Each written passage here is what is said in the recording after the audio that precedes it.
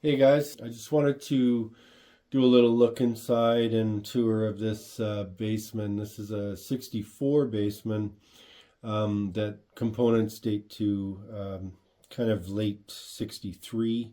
This is in every way a blonde 6G6B Bassman. And then we'll have a look inside and just show you one little minute thing that came out of the AB763 circuit. Probably one of Leo's last circuits, his sort of magnum opus, if you will.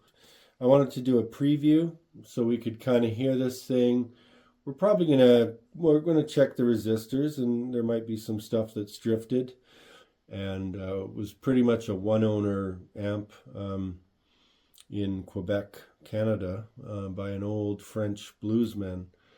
So yeah, so I wanted to keep this. It's original speakers in the cabinet. They're old original Utah speakers. Everything is very much how it came off the assembly line, other than, some resistors that were changed to bring it in spec and the filter caps. But I will be changing the output tubes and rebiasing. Right now it's got some old awesome RCA black plate 6L6 GCs in it. We'll get inside it later. Let's just hear a preview first. I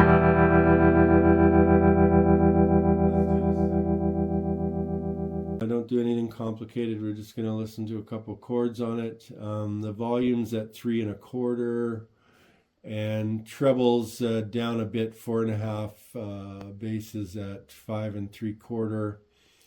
Presence is about 6 1/2.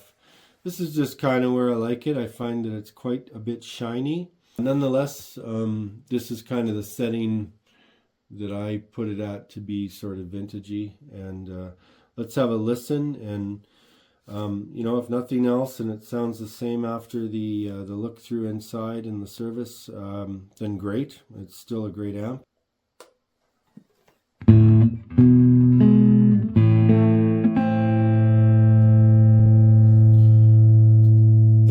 Dead quiet. I thought there was something wrong or something.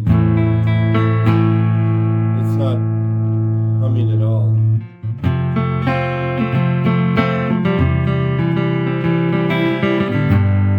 This is just in a Fender Stratocaster single coil pickups.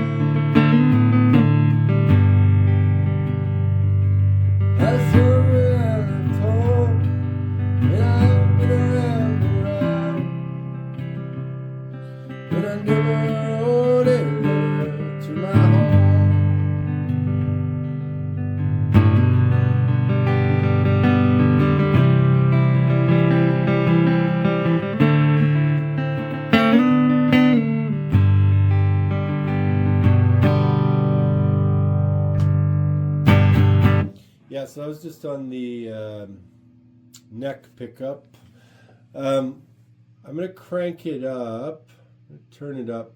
I don't think the tubes have fully warmed up either, because I basically turned it on and started recording. I like to give it like 10 minutes, like just give it a good chance to fully get heated up. But it is very responsive, very nice amp. And this at 3 1/4, if you're looking dead at the volume dial, stays clean. So nice thing about Brownface is they have a wonderful breakup and wonderful distortion, and they're just awesome for that. So I'm gonna turn it up to about 6 1/2, and we'll just kind of do the same stuff, and then we'll get inside it.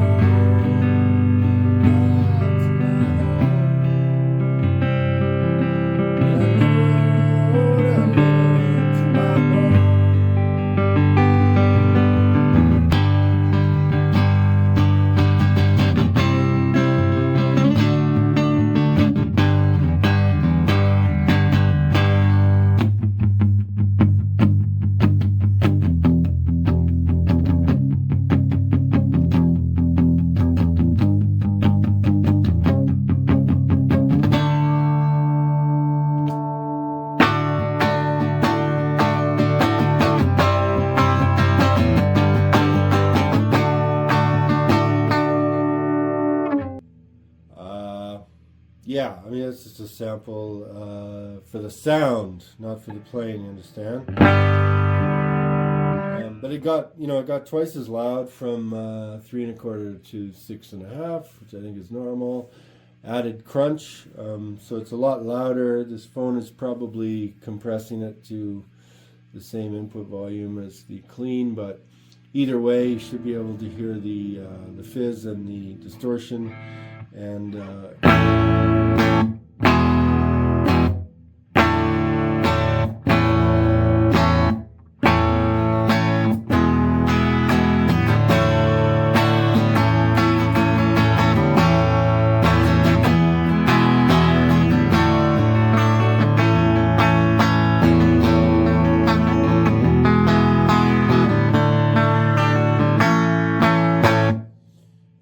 yeah, it's nice. I like it. Let's get inside it and let's see if we can make it sound even better. So here it is on the table for some dissection. So I'm just going to take the chassis out, and then we'll have a little peek inside, and we'll note some date codes, and we'll look at kind of the current condition of the amp on the inside. Look at the tubes, and just get this thing refreshed if need be. Definitely going to be replacing the MyX. So years ago, this would have been maybe the third amp I worked on as I was learning and kind of going along. But we see that I changed the power cord to a grounded. I did change all the electrolytics, and then these 3 resistors here. So that would have been all that was out of spec at the time, and this was probably, I want to say 8 or 10, probably 10 years ago that I got this amp. So everything was kept original, other than the original caps, the bypass caps and the filter caps and the bias cap there. So it's a great example. The output tubes, these call for 5881s, and these are 6L6GC, but they're a vintage RCA, early to mid 60s, and they're terribly out of balance. But I thought, wow, like, what a great set to put in here to honor this amp. However, a couple things with that. This is a GC, so we biased it very hot, and I think we should put the 5881 /6L6 tube in there. The big difference is 23 watts of plate dissipation for the 5881 or 6L6. This 6L6GC is 30 watts of plate dissipation, so it's a much higher rated tube. I don't think that's necessarily going to affect the sound if you bias it appropriately. However, let's put some, unfortunately I don't have any vintage ones, but we'll put some modern 5881s that are 23 watts. We'll bias accordingly to that. We'll see if that makes a difference in the sound test after, at the end, and we'll go from there. So I'm just going to right now check all of the resistor values. These caps here, I'm going to replace all the bypass caps too. Why not? They're only 10 years old, but these would have been the cheapy ones that I started with.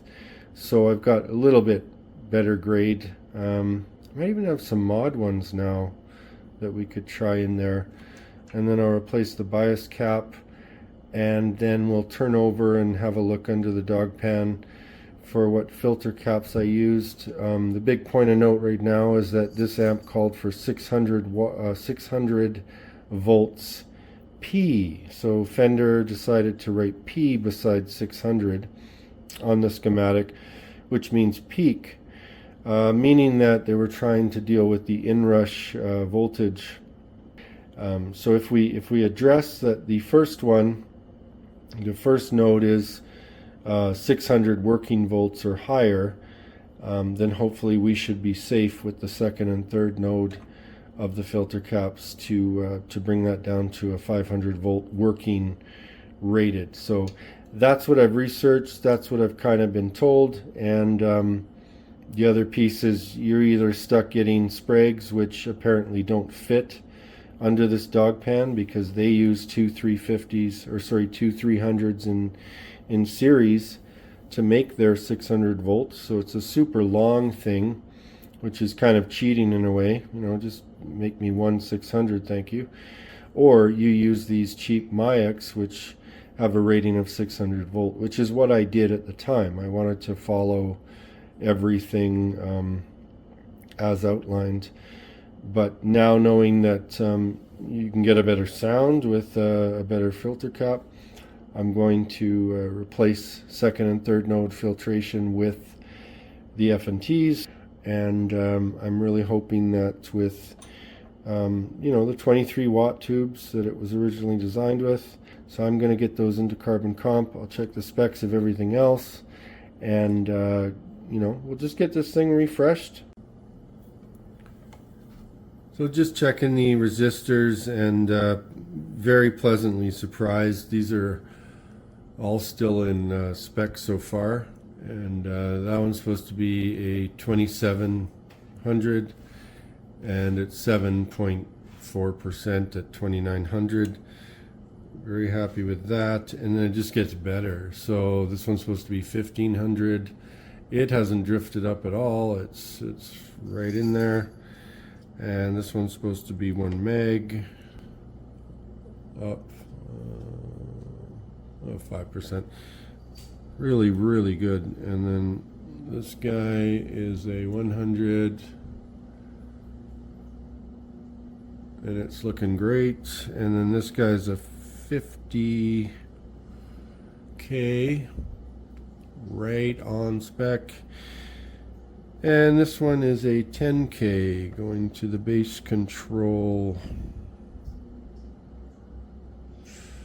Can't get better than that in carbon comp. And then this guy, this is a resistor that ties the grid of the second triode in the 12AX7 to the plate of the first triode. This is supposed to be 220K, and look at that. I mean, these are all the original Allen Bradley resistors. The amp is so clean inside. It's just a thing of wonder, and it's awesome.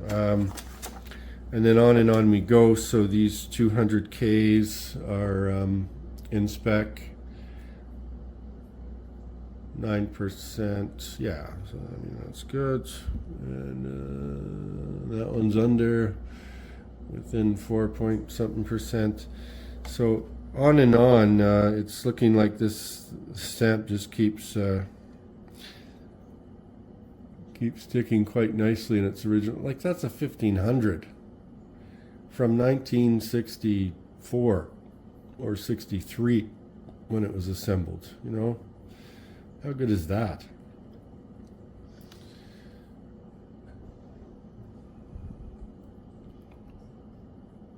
And that's supposed to be a 2700, so that's drifted up, but still within 7.5% there. Next 100K, not a slight bit out.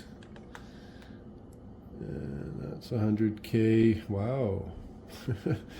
When does this happen? Never, never. So I'm going to continue that down the line and just change out whatever needs it. But so far, it's probably identically the same as it was 10 years ago.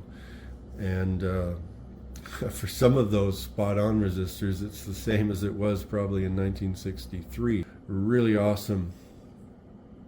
All hail the blonde Bassman.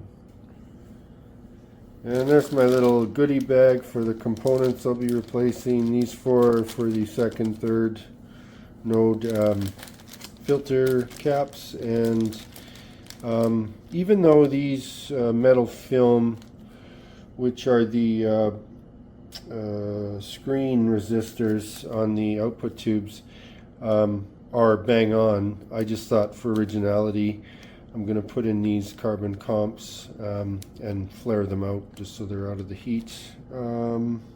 Yeah, that'll get everything back to carbon comp, and at a glance it should look, other than the solder joints being a little shinier, it'll look very much original, except for the electrolytics. I got these new mods. This will be the first time I'm putting these mod caps in an amp, so I'm going to try those out. And then we'll turn it over, get the filtration changed over, and then hopefully that boosts our tone. And then we do want to bias some proper 5881 tubes. So we'll be changing the old RCA 6L6 GCs to these Tungsol 5881s, which are 23 watt versus the 30 watt top plate dissipation rating that's in there now. So at least we'll kind of be honoring the spec of what it asked for, and that's about as close as the original circuit and components that I can do with what I have. And there we have our components replaced. No new components were replaced, so that's awesome. I just tidied this one up. It was, you know, too many leads and whatever, so I just kind of made my old work modernized to today's work. Just for aesthetic, I think these are nice just because, I mean, obviously you can tell the shininess of a new resistor against an old one, and see some evidence that it was changed with the solder and whatnot. But at a glance you go, okay, you know, this amp was respected with the original components. And just getting a picture of the bias circuit. So this mod replaced the negative bias cap there and then fixed up this resistor. Really good ground. Replaced these two 470 ohm screen resistors. These read at 443, so just I think it's about 4% under, which is great, so they can drift up with time or stay right where they are, and that's great. Out of heat sway. So everything at a glance really just looks nice and true to circuit with original composition components, and these mods look nice in there too. They don't really jump out. It's just kind of a nice aluminum electrolytic that sort of blends with the leads, and 100% all Ajax. So yeah, this thing is looking good here. And then I just wanted to just pointing out the original ceramic cap there. That's for your treble. In the normal channel, that's a 0.005, and so it's half of what the capacitance is in channel 1. So over here, that's your treble, and that's a point, the 0.01 to 0.005. So your bass, obviously having a bigger capacitance, is allowing some more bass frequency through that tone, and then we chop that out. And that's why we have this, you know, renowned spanky amp with great immediacy due to the solid state rectification.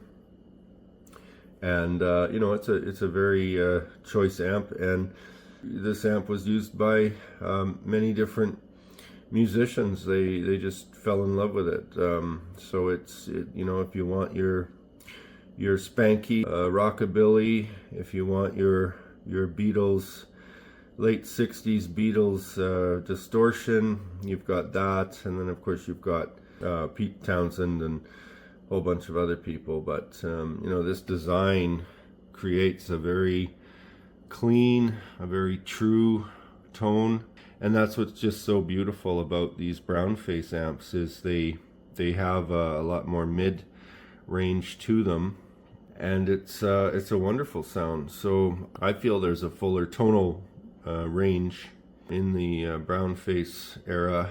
I think also because it was a very short-lived era, 3-4 years, that it makes them a little bit extra special, makes them a little bit more rare. So nothing wrong with the blackface era. That's AB763 circuit went to so many different models of Fender, and they're great. This really shows you an inventor and a builder and a creator that took a lot of care in what he did, and he did buy good products. And to see how long they lasted and stayed in spec and served someone for 4 decades playing this, gigging with this, really just goes to show what a wonderful product Fender was. And just wanted to touch base on this adjustable bias that was added to the amp. The original circuit just took that yellow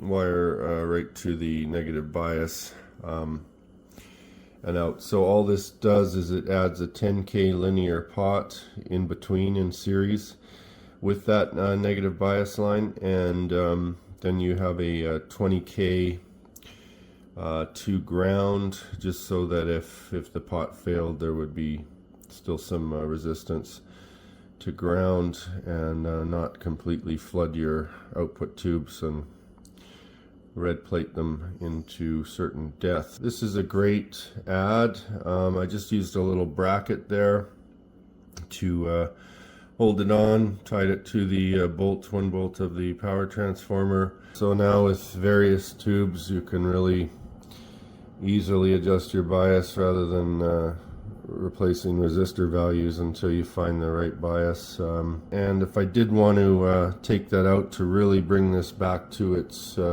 true original layout and design, very easy to do that. I would just take it right off that bolt, connect that wire back up, and Bob's your uncle's. Full respect was paid to the chassis, so nothing was done to do anything to I didn't add any solder blobs or anything, so everything is kept very original and true to form, and that's the way I always want to keep this blonde Bassman. So just turn the chassis over, and everything, these all date to 63. So 63, 41st week, autumn, early winter. This one's a 39th week, 63. And this guy is 63, 37th week. All blonde Bassman components. These part numbers match exactly what you'd see on the schematic. So these are very much true to original. I just wanted to point out there's definitely evidence of some overheating in the output tubes.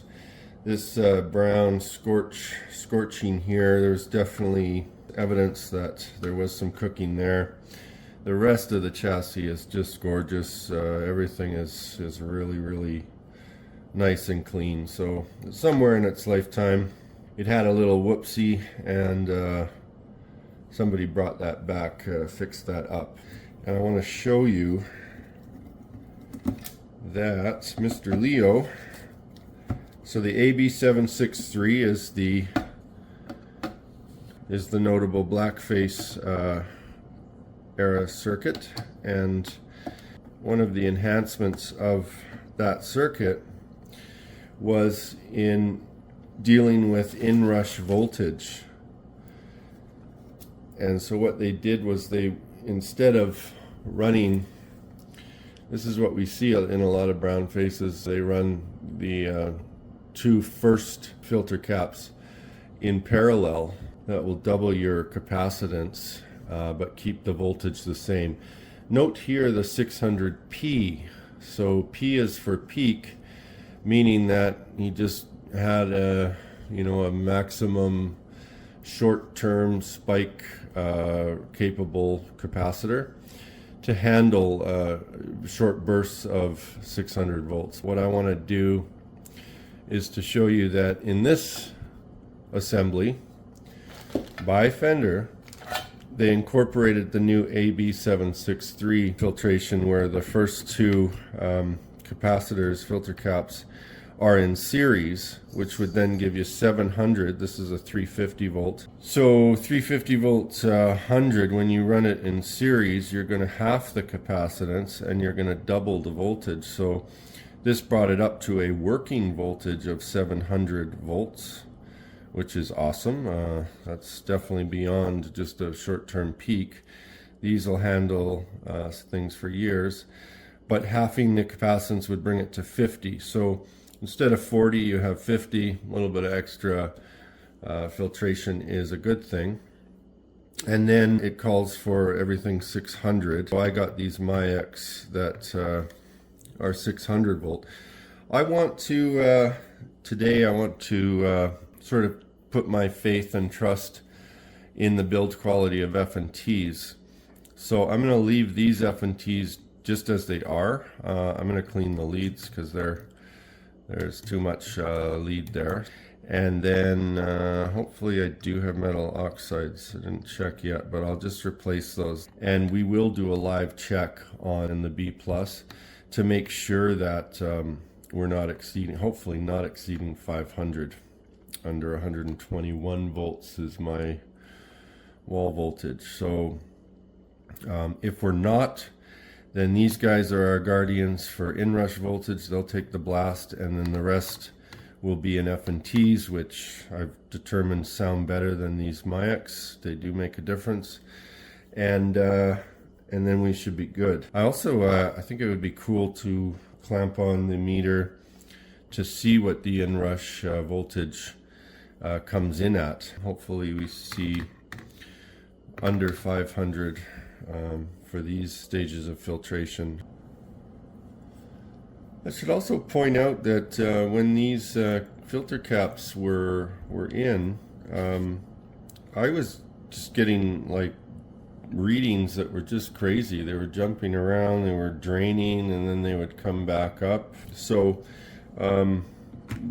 point of note, I suppose, you know, these capacitors definitely screw up your accurate reading of the resistors. So and you can see that in other parts of an amp, especially with like a tremolo circuit area resistors and stuff. So just always be mindful that, you know, it doesn't mean the resistor's bad or out of spec or something. There's other things in a circuit that can interfere, you know, somewhere down the line. Maybe there is a connection to another resistor that's in ground, and so now you've got this kind of off balance, parallel to ground type situation. So it's just really important sometimes if it's a head scratcher. See, this is supposed to be 220K, and of course it's bang on, and I'm sure this one will be as well. Yep, bang on. So yeah, just something to be aware of. I do have a fresh order of metal oxides, so I'm going to replace those with metal oxides just for fun.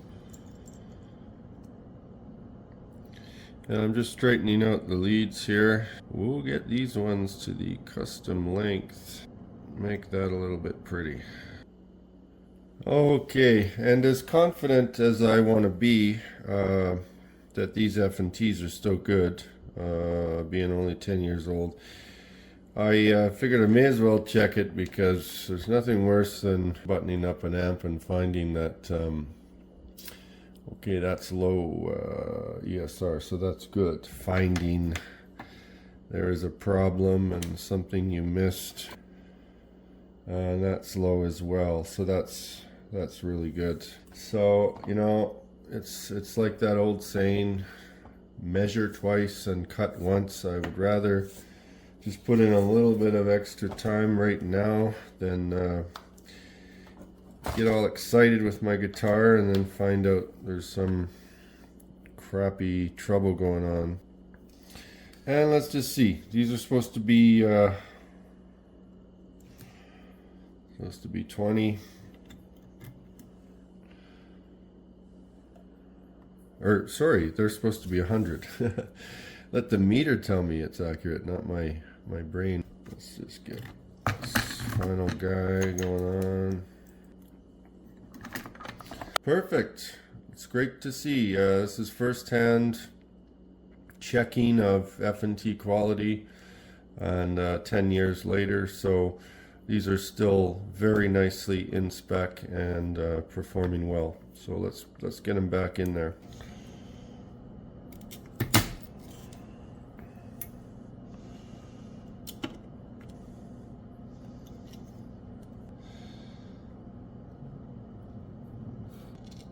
Keep them clean. Oh yeah, that's a big.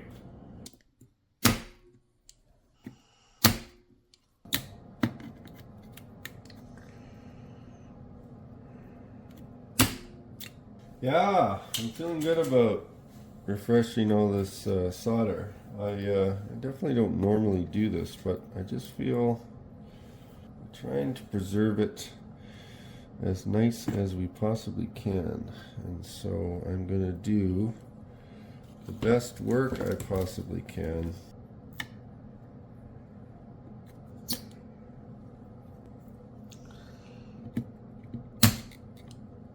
Yeah, that's good.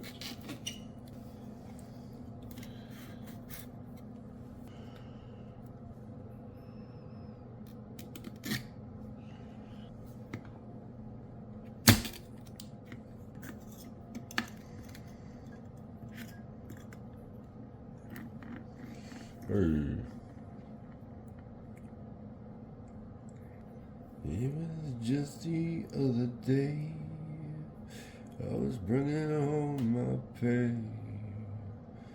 and I met an old friend I used to know. Okay, let's do this. Okay, and now we have all the new F&T caps in. We'll have to bias too. I'm going to bias first. It's going to be super hot because it's biased for 6L6 GC, and then we'll check voltages. We'll check what voltage spike comes in when you first turn on the amp, and we should have no issues there with 700 volts on the first node. Look how clean that dog pan is, just as shiny as the day it was first forged and formed.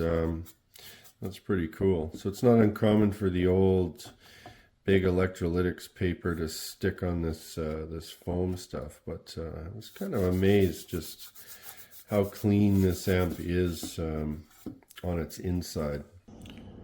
All right, so we're just getting ready to bias the 5881 tubes. Getting kind of excited because I checked the specs, and you know, the 5881 does have a different tone than the 6L6 GC, so it's a little bit tighter.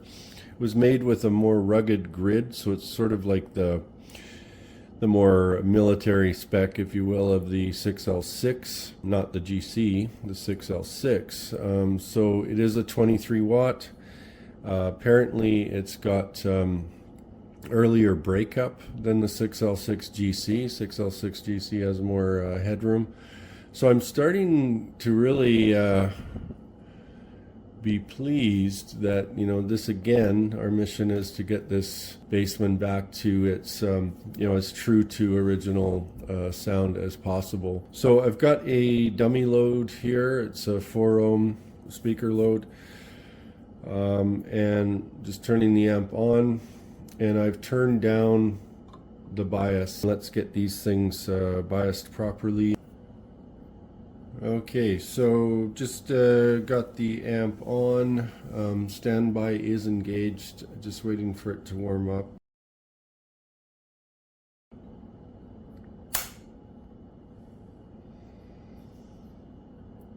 All right, 16.4, so we got some low milliamps of current in there. 14.8, not a crazy well matched set, and that's okay. And what's our plate voltage at?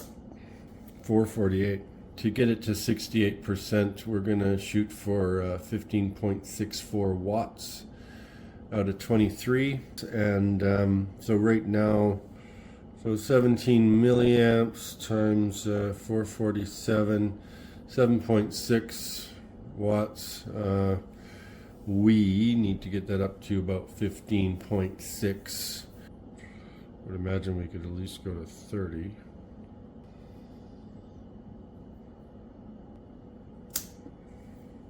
There's 443, so now we've got it to 13.42.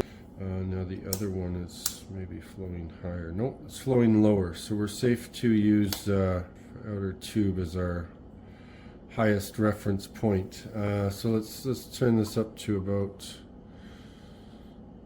34 maybe. 15.12, so we're getting there. Let's just push it a little bit more. 35.5 times 441, 15.65, that's perfect. So on the other side, we're going to leave that. Over here we go to the inner tube. 34.6, yeah, that's not a bad match. 3, 4, 6. And 15.29 divided by 23 max is 66%. So we got about 68.5 and 66.5. I'm pretty good with that, so we'll leave that. The amp is now biased. And now what I do, I've just unplugged the amp. It's turned off. I'm going to do my slow drain from pin 1 of V1.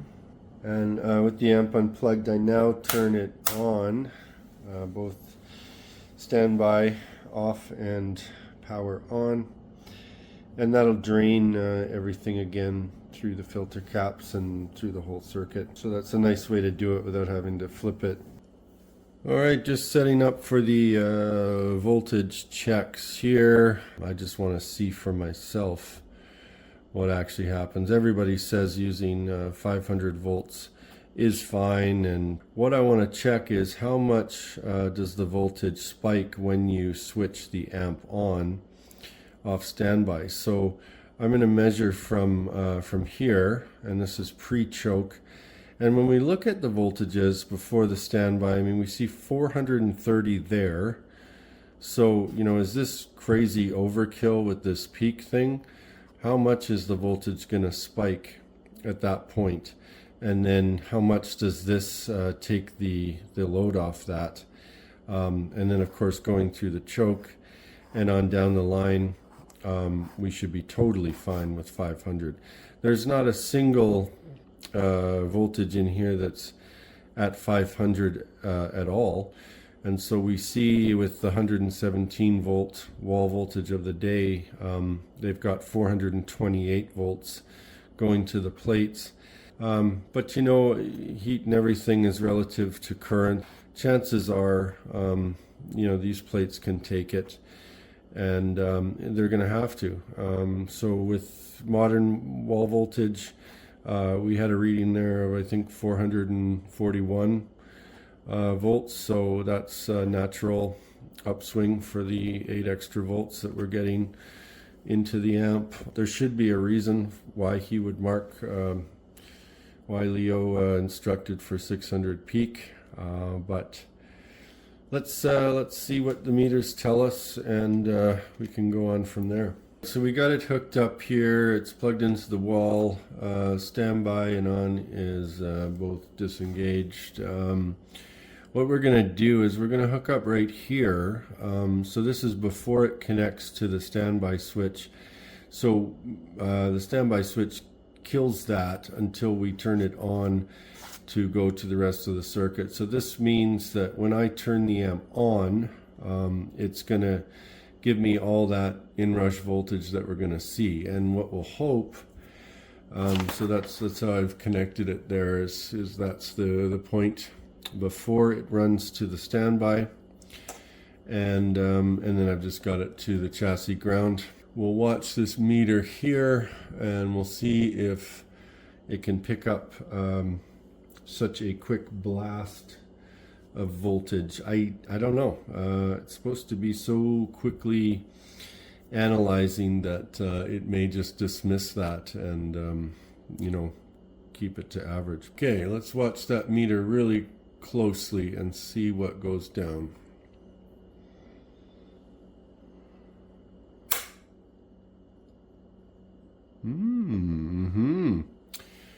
Well, I hope you guys caught that. I think it jumped up to about 616 volts. Let's do that again. And this is kind of neat. This is us watching the voltage drain from the amp. So there is a draining sort of system going on, which is nice. This does not stop me. See the way it slowly drains. We'll see if maybe it stops at a certain point.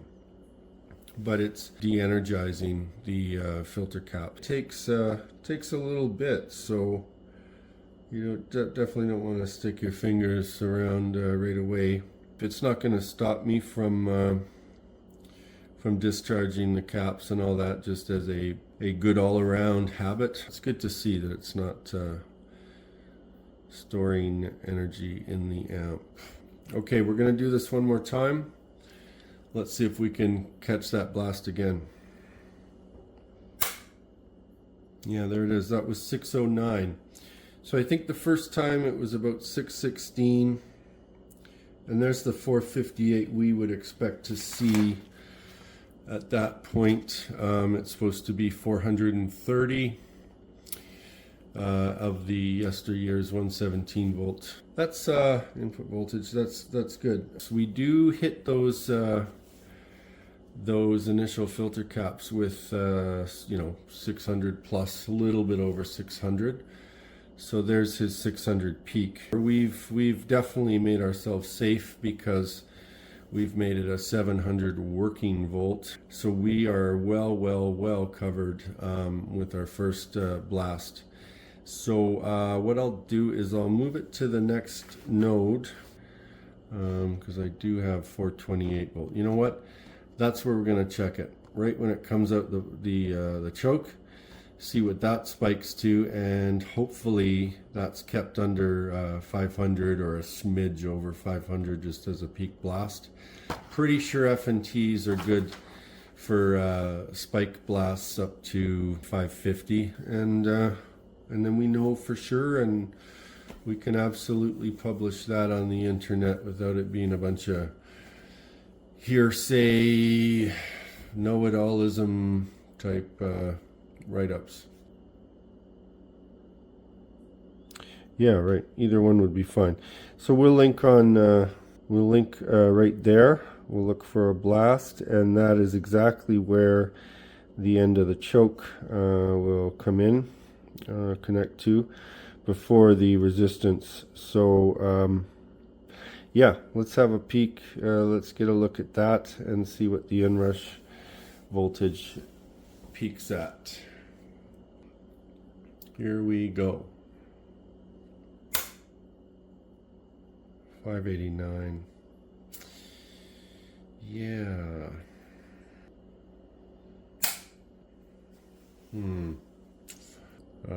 Do we want to push our F&Ts to that peak at 550? It would be 39 extra volts over its peak rating. One more time, let's see what the blast is at the second node. 593 that time. Yeah, leave it to Leo. He's not going to be over-speccing things too much if he can save money. Very interesting. Never done this before. Good to know, good to see. Really shows you why the spec in the schematic was worded the way it was. What we're going to do is we're going to go to the third node, right in between the 100K and the 82K for the plates of the 12AX7. the phase inverter tube. Seeing is believing with this meter, and I'm glad it's showing me the spike.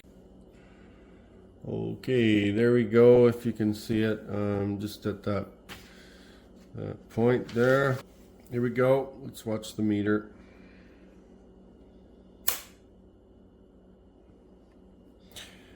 Okay, I had, you guys saw it before I did, I had a light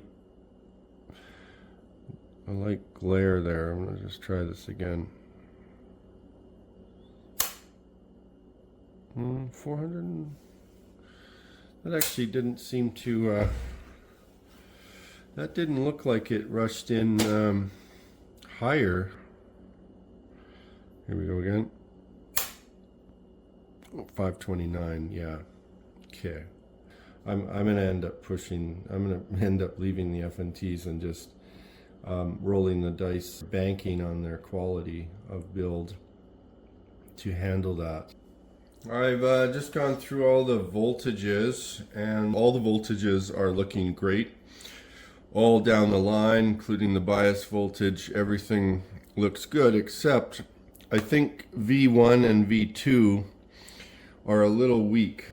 So I'm getting 118 for the pin 1 plate voltage, and I'm getting 216 for the V1 pin 6 plate voltage of the other triode in the tube. So what should be 135 and 230 is 118 and 216.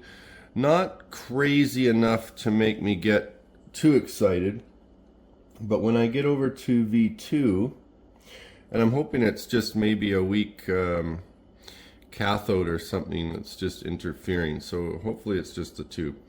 Now this should be 150, so being at 107, that is a bit lower than the other tube, so that's quite a drop down. And then this also pin 6 of the other triode should also be 150, and we're getting 114 there. So these are old tubes. These were just kind of used tubes that I threw in there at one point in time, and because all the resistance values in the schematic I'll check out, they've all been gone through and refreshed wherever needed. And in fact, they didn't need anything, they just got some carbon comps to replace them, which were accurate and in spec. So it brings me to believe the tube. Let's just see if that's a tube. I'll get my freshest 12AX7s that I can find and put them in there. And we could even roll the tube, because V4, V3 are just fine and dandy. So everything's great. V1 probably not too worried. I think that's only like, I don't know what that is, maybe 8% low. Probably shouldn't worry about that. And then V2 is a little too low, 107 versus 150. So let me just see if a new tube brings that up. We'll start with V2, go from there. Okay, so I found an old Mullard. This is an old Great Britain Mullard, and this is a older-ish Sovtech. Tell you what, let's put the Sovtech in V2, and you know what, let's just do a new tube for V1 then too. Okay, so the Mullard is going into V1, and let's see what we get.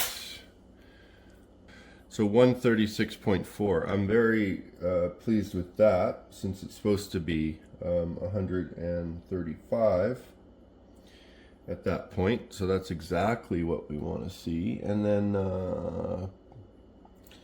pin 6. Oh yeah, so it was a tube. Interesting. Tubes always became my last suspect for stuff like this. It was always usually resistors, but knowing that everything's in spec, now seeing the tube replacement in action, that's supposed to be 230, and it's 230 bang on, which is just tremendous, and the other one was 136. So Awesome. Let's see how this works over here. And if we're still low, maybe we'll switch those tubes because, yeah, that's a lot better. So 107 jumped to 140. And on the other triode, yeah, 149.3. So that's super. So though that, both of them were weak tubes. So, you know, love for the old vintage stuff aside, oh yeah, this was an ancient RCA. So this was, oh, this is a great old tube. And I have to just lose my sentimentality and just throw that out. So, and then the other one, you know, I would consider that 90%, 88% out of 100. 230 to 216 is not significant. That's probably 8%. So, I mean, I can use this down the road somewhere. You know what? Let's go vintage. So I'm going to put the Mullard into V3 for channel 2, my first stage of amplification. I'm going to use the Mullard because I'm just gut feeling that it's going to sound really nice. And then I'm going to put the older Sovtech, I'll put that into V1, which will be the first stage of amplification for the bass channel. And then I will build a little coffin for this guy and dispose of it. I'll have curbside pickup by the garbage man. So with that, you know, we've just tonally changed the amp, and the amp worked fine. And you know, this is another example of you know, an amp can be behaving well, it can be quiet and all that stuff. At this point we pray that one of the tubes isn't microphonic. So you know, we've hand selected tubes that have a good reputation and are reading extremely well, so they're high functioning. And with any luck, we've just improved the tone of the amp just by doing those two things.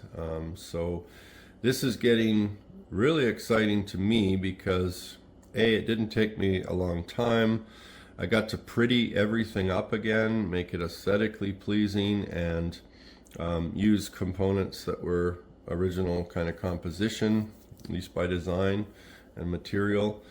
And then also saw an opportunity to refresh the tubes. So, oh, and the 5881 output tubes versus the ancient RCA 6L6 GC, well, the 5881 tube, different bias, different construction, it has a different tone.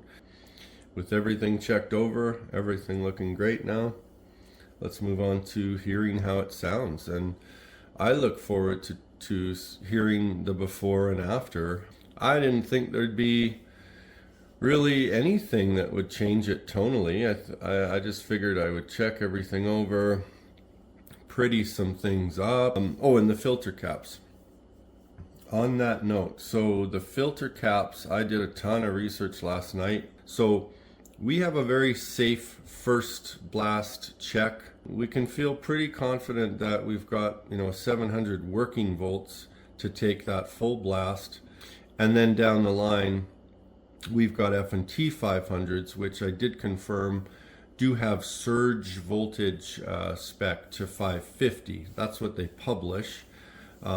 Typically, if I'm an engineer and I care about the quality of my product, I'll have a safety margin above that I don't make publicly available. So I am confident to use the F&Ts. My extra time spent in researching makes me feel pretty good that as long as you cover the first stage with a higher than the maximum peak surge, which is now 700 volts, So many people wouldn't touch this issue with the 600p. They either didn't understand it, they either just assumed it was voltage, working volts, and whatever. And we know, we saw that it was a surge volt, and the F&T, when they said surge volt at 550, 10% over their rated working voltage, that surge testing was something like a minute long, 5 times per hour. So if you're in a bar, you're in some place with really unstable power, and a multiplex where power is shared, and you can get varying surges depending on all the loads and draws of other businesses, then F&T's built in that factor to withstand 30-second to 1 minute burst voltages. These guys are only going to see like 1/8 of a second. So when you first turn the amp on, so I think it has to deal with 589 and then lower and lower. If I was really nitpicky, I would find a 600 there to put in, but I don't want to use those Mayaks anymore. And apparently, from everything I read, the Sprague Adams, where they use 2 300 volts in series and then encapsulated under their cover, are too long. They're like 3.89 inches long, so it's not going to fit under the dog pan. Bottom line is, after a lot of research and weeding through a lot of various comments and a ton of people that just avoided the whole thing altogether, changed the subject immediately because nobody really knew. Most techs will just look at the working voltage within the circuit. And when you do that here, that's why everyone says F&Ts are just fine, because they're 500 volts. They exceed all of them. And my highest voltage was 448 right here. So to them, they just look at that and go, oh, 600 is totally excessive, whatever that P means, I don't know. So today we did an experiment to actually show why there is a peak rating on these caps when all you really need truly is 500. That'll give you a little bit of overage over the 448. That gives you a 10% safety margin, and so you can feel pretty comfortable if you're using decent components. We're totally covered there, and I think we're going to be okay there, and then everything else is totally safe. Okay, and I'm just buttoning up the amp, but I forgot the whole time, which I didn't mention, I was going to replace this strap because it's time, over 65 years or whatever. So I do believe I have a proper Fender one in the stash. I'm going to do that, replace the handle, button it back up, and this thing's ready to rock. Okay, there we go. We found in the stash a proper handle replacement there. That's the vintage black handle, a little thicker than it was, but it'll definitely be better than that. So let's get that in there and let's play this amp.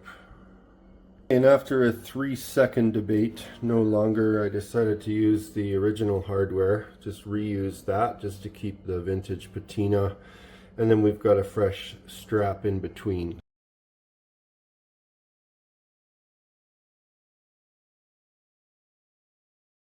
Chords are louder than others, or it's just my touch?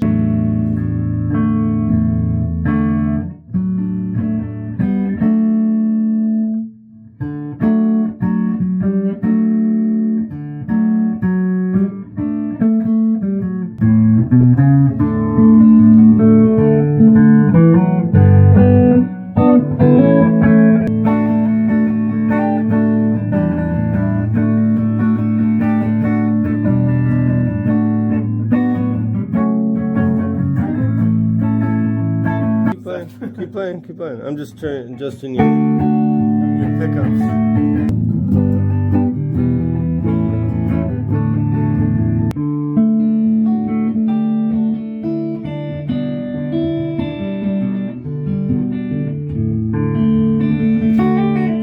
Oh, you're feeling it now.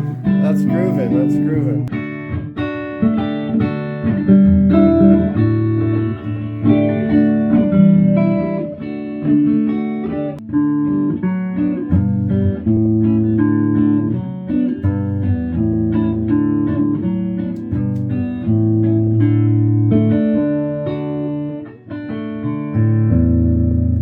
get some crunch on it.